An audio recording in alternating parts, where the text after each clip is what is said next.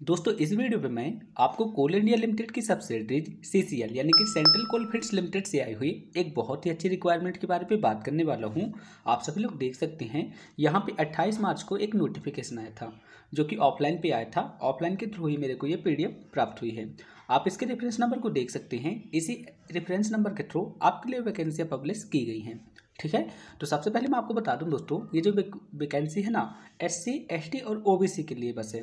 ठीक है ना, विशेष प्रक्रिया के द्वारा ये भर्ती होंगे। तो आप यहाँ पे देख सकते हैं, यहाँ पे लिखा भी है special requirement drive for SC ST OBC। ठीक है, तो आप यहाँ पे देख सकते हैं। आप सभी लोग को पता ही होगा CCL यानी कि सेंट्रल कोल फील्ड्स लिमिटेड, जो कि एक मिनी रत्न कंपनी है। अब दोस्तों बात करते हैं यहाँ से किन किन पोस्ट की वैकेंसी आई हुई है।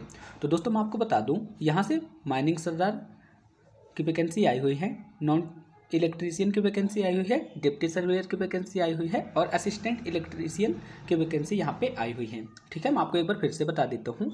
माइनिंग सरदार के यहाँ से टोटल 77 वैकेंसी आई हुई है, आप यहाँ पे देख ही सकते हैं।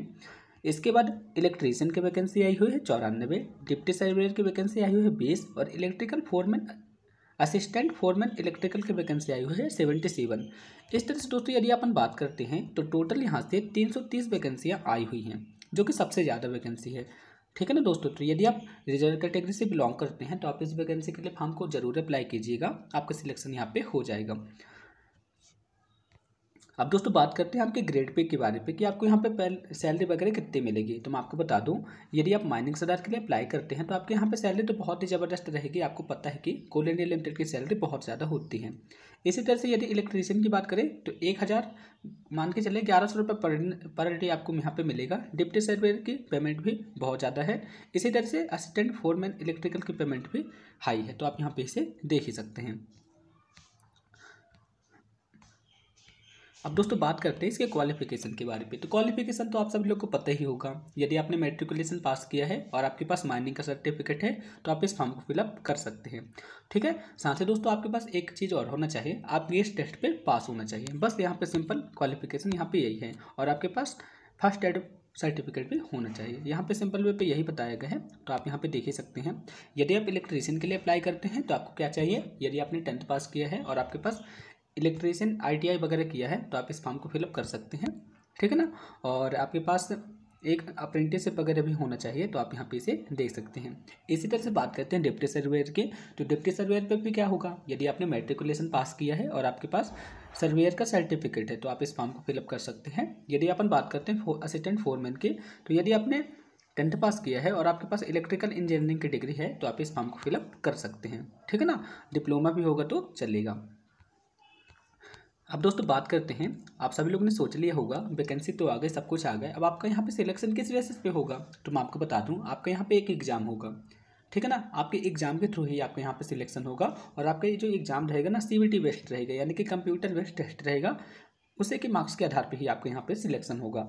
अब दोस्तों बात करते हैं, आप सभी लोग के मन में क्वेश्चन आ रहा होगा कि यहाँ पे एज लिमिट कितनी दी गई है। तो मैं आपको बता दूँ, यहाँ पे आज की आपकी एज रहेगी मिनिमम 18 साल और मैक्सिमम यहाँ पे बताई नहीं गई है। यानी कि यदि आपकी एज 18 साल के ऊपर है ना तो आप इस फॉर्म को फिलअप कर ही सकते हैं।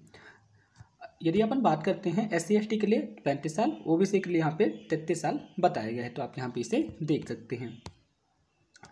अब दोस्तों आप सभी लोग के मन में क्वेश्चन आ रहा होगा कि यहाँ पे एप्लीकेशन फीस कितनी रहेगी, कि आप इस फॉर्म को फिलअप करना चाहते हैं ना तो आपके यहाँ पे फीस कितनी रहेगी। तो मैं आपको बता दूँ, यहाँ पे आपकी फीस रहेगी 200 रुपये। ठीक है ना, तो आपको 200 रुपये यहाँ पे देना पड़ेगा तो ही आप इस फॉर्म को फिलअप कर सकेंगे। ठीक है, तो आप यहाँ पे इसे देख सकते हैं। और ये फीस जो है ना 200 रुपये सिर्फ OBC कैटेगरी को देना पड़ेगा। SC ST के लिए यहाँ पे किसी भी तरह की फीस नहीं लगेगी। अब दोस्तों बात करते हैं, ये जो एप्लीकेशन आया है इस फॉर्म को आप कैसे फिलअप कर सकेंगे। तो मैं आपको बता दूं, आपको CCL की वेबसाइट पे जाना पड़ेगा। ठीक है ना, आप वहाँ पे जाके यहाँ पे आपको रजिस्ट्रेशन करना पड़ेगा, यानी कि आपका फॉर्म जो है ना तो पूरी तरह से ऑनलाइन है, आपको ऑनलाइन ही सारी चीज़ें करना पड़ेगा। होपफुली दोस्तों आप सभी लोग मेरी सारी बातों को समझ गए होंगे। फिर भी आपके मन में किसी भी तरह का डाउट है तो आप मेरे से कमेंट बॉक्स में कमेंट करके पूछ सकते हैं। यदि आप चैनल पर नए आए हैं तो प्लीज़ चैनल को सब्सक्राइब करें। मैं आपको रिक्वायरमेंट से रिलेटेड वीडियो लाता रहता हूं और जो कि आपके लिए बहुत ज़्यादा बेनिफिशियल होती है। तो प्लीज़ चैनल को सब्सक्राइब करें, अपने दोस्तों में भी शेयर करें। तो फिर मिलते हैं दोस्तों नेक्स्ट वीडियो पे, तब तक के लिए थैंक यू।